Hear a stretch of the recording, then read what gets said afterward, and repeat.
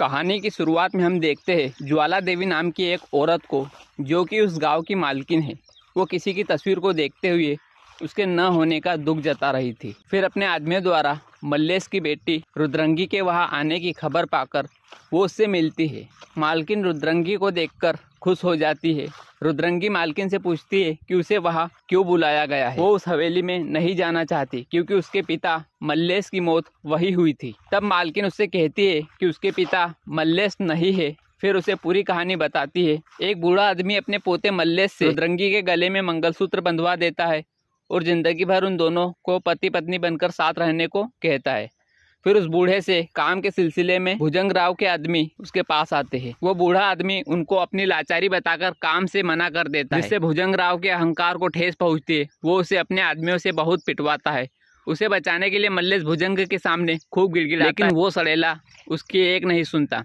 तब मल्लेश गुल्लेर से उसका सिर फोड़ देता है। वो बूढ़ा तो मर चुका था। फिर मल्लेश रुद्रंगी को वही छोड़कर वहां से भाग जाता है। भुजंग लड़की को कब्जे में लेकर अपने आदमियों से भीमराव को मारने को कहता है। उस गांव में दो ही रईस आदमी थे, एक भुजंगराव और दूसरा भीमराव। भुजंग का मकसद भीमराव को मारकर नंबर 1 बनना था। भुजंग के आदमी भीमराव को जंगल के रास्ते पर घेर लेते हैं और उसे मारने ही वाले थे कि मल्लेश उसे बचा लेता है।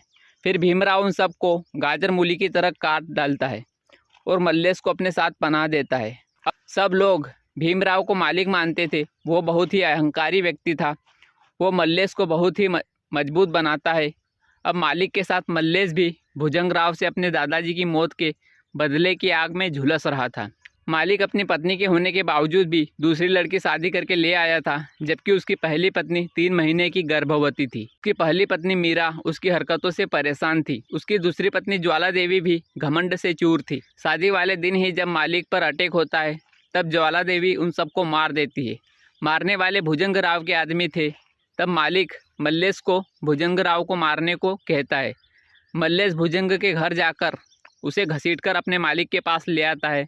फिर भीमराव उसे गोली मार देता है। मालिक मल्लेश से काफ़ी खुश था क्योंकि वो उसके दुश्मन को घसीटकर उसके पास लाया था। इसलिए मालिक उससे कहता है कि उसकी जो भी मांग हो वो मालिक पूरी करेगा। तब मल्लेश गांव के लोगों के लिए और फसलों के लिए पानी के लिए मालिक के तालाब से पानी छुड़वाने को कहता है। इस बात के लिए मालिक मान जाता है। फिर मालिक अपनी दूसरी पत्नी के साथ संबंध बनाने से मना कर देता है क्योंकि वो चाहता था कि उसकी बीवी उससे डरे और शर्माए। लेकिन ये सब चीज़ें ज्वाला देवी में नहीं थी। फिर किसी दिन ज्वाला देवी मल्लेश को देख लेती है और वो उसी के ख्यालों में खो जाती है और मन ही मन उसे चाहने लगती है। ज्वाला देवी बहुत ही बेखौफ थी। एक दिन जब मल्लेश लठबाजी का अभ्यास कर रहा था, तब ज्वाला उसके पास आती है और उससे मुकाबला करने उसके साथ मैदान में उतरती और उसे छूने के मौके ढूंढती है। फिर एक दिन जब मालिक शिकार पर गए थे, तब जंगल में उनको एक बहुत सुंदर लड़की दिखती है जो अपने मेमने को चराने के लिए आई थी। मालिक उसे देखकर मंत्रमुग्ध हो जाते हैं। मालिक एक नंबर का ठरकी आदमी था। उस लड़की को देखकर उसके मुंह से लार टपक रही थी। वो उसे भी अपने साथ ले जाता है। इधर मालिक की दूसरी बीवी मल्लेश को बुलाकर उसे प्यार करने को कहती है, लेकिन मल्लेश इस बात के लिए नहीं मानता है क्योंकि वो मालिक का बहुत वफादार है। उधर जंगल में मालिक की जीप के सामने एक पागल औरत आ जाती है और उनसे बहस करने लग जाती है। इसी बीच वो मेमने वाली लड़की जीप से छू मंतर हो जाती है। उस दिन से मालिक को उस लड़की की तलब और भी बढ़ जाती है और वो उसी के ख्यालों में खोया रहता है और ज्वाला देवी को मल्लेश की तलब बढ़ती जाती है। फिर मालिक एक दिन अपने वफादार मल्लेश को उस लड़की को ढूंढ कर लाने को कहता है। अगले दिन मल्लेश उस लड़की को लेकर हवेली में ले आता है। वहां जाकर मल्लेश उस लड़की के साथ मालिक मालकिन के पैर छूने लग जाता है और फिर वो बताता है कि वो लड़की उसकी पत्नी रुद्रंगी है। उनकी बचपन में ही शादी हो चुकी थी और जिस दिन भुजंग ने उसके दादाजी की जान ली थी, तब से ही रुद्रंगी उसकी कैद में थी। ये सारी बातें ज्वाला देवी भी सुन रही थी। उसे ये सुनकर बहुत गुस्सा आता है। फिर मालिक मल्लेश को 10 बीघा जमीन दे देता है और मल्लेश को रुद्रंगी को वही छोड़कर जाने को कहता है। मालिक का ठरकपन अभी गया नहीं था, बुढ़ा सखिया गया था। मल्लेश अपनी पत्नी को आज भी नहीं आने देता और मालिक के सारे आदमियों को धो डालता है। फिर मल्लेश को दबोच लिया जाता है। मालिक तलवार लेकर मल्लेश पर हमला करता है। तब ज्वाला देवी मालिक की कनपट्टी पर बंदूक रखकर उनको छोड़ने का कहती है। फिर वो दोनों वहाँ से सुरक्षित निकल जाते हैं। इस हरकत से तंग मालिक अपनी पत्नी को मारता है। उसे ज्वाला कहती है कि अगर तुम हवेली में उसे मारोगे तो कलंक तुम्हारे ऊपर आएगा, तुम उसे बाहर मारना और रुद्रंगी को उससे छीनकर अपनी दासी बनाकर रखना। मालिक को उसकी ये बात अच्छी लगती है। फिर वो अपने आदमियों से कहकर गांव के लोगों को खूब मारता है। उनकी पत्नियां गिड़गिड़ाते हुए मालिक के पास जाती है। तब मालिक उन सबको कहता है कि रुद्रंगी को उसके पास लेकर आए, तब वो उनके आदमियों को छोड़ेगा। फिर एक दिन वो सभी औरतें मल्लेश और रुद्रंगी को घेर लेती है, लेकिन मल्लेश ने गांव के लिए इतना कुछ किया था। फिर वो सब औरतें मल्लेश को रुद्रंगी को लेकर उस गांव को छोड़ देने की कहती है, क्योंकि मालिक ने उस गांव की सभी औरतों के साथ ज़बरदस्ती की थी। अकेली रुद्रंगी बची हुई थी। मल्लेश ने कहीं जाकर बसने का फैसला कर लिया था, लेकिन रुद्रंगी उसे मना कर देती है और गांव वालों की मदद करने को कहती है। फिर मल्लेश उन लोगों को बचाता है। अब सारे गांव वाले मल्लेश के साथ खड़े थे। फिर मालिक उन सबको झुकाने के लिए और रुद्रंगी को विवश करने के लिए अपने तालाब का पानी रुकवा देता है। सारे गांव वालों को पीने का पानी और फसलों के लिए पानी मालिक के तालाब से ही मिलता था। अब तो गांव वाले और भी बेबस हो जाते हैं। दिन बीतते हैं, पानी की कमी से फसल सूखने लगती और पालतू जानवर मरने लगे और लोगों का गला भी सूखने लगा था।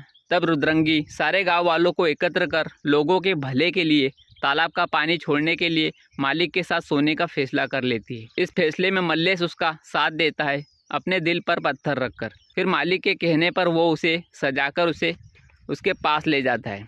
फिर गांव वालों को तालाब का पानी लाने दिया जाता है, लेकिन उस अहंकारी मालिक ने सारे तालाब में जहर मिलवा दिया था और उसे पीकर उस गांव के बहुत से लोग मरने लगते हैं। मल्लेश का गांव वालों के लिए इतना बड़ा बलिदान देने से ज्वाला देवी का हृदय भी पसीज जाता है। वह मल्लेश को मालिक को मारने को कहती है और उस लड़ाई में उसका साथ देने को भी तैयार थी। दूसरी तरफ मालिक की पहली बीवी के पेट में दर्द होता है।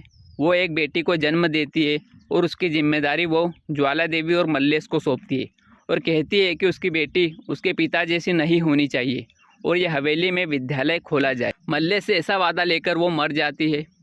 इधर रुद्रंगी भी दम तोड़ देती है, क्योंकि उसने जहर खा लिया था। इस पर मालिक मल्लेश पर भड़क उठे। मल्लेश उस बच्ची को अपने साथ लेकर वहां से भागता है और ज्वाला भी उसकी सुरक्षा करती है मालिक के गुंडों से। गांव वाले भी उस मालिक पर भड़क उठे थे।